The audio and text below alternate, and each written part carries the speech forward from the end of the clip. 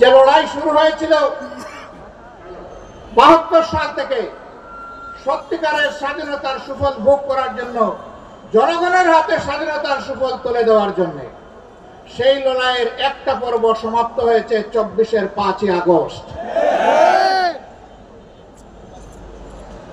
এই 24-এর লড়াইয়েও জনগণকে নিজ দেশের স্বৈর শাসকের হাতে জীবন দিতে হয়েছে। তারা জনগণের জীবনকে পাত্তাই দেয়নি। গুলি করেছে মাটি থেকে, গুলি করেছে আকাশ থেকে, গুলি করে জনগণের বুক ঝাঁঝরা করে দিয়েছে। এই লড়াইয়ের প্রতীক হচ্ছে শহীদ আবু সাইদ। হাতের মধ্যে কোনো আগ্নেয়াস্ত্র ছিল না, বোমা ছিল না, ককটেল ছিল না, খালি হাতে আরেক হাতে রাবারের একটা স্টিক নিয়ে সে দাঁড়িয়েছিল। সে বলেছিল বুকের ভিতরে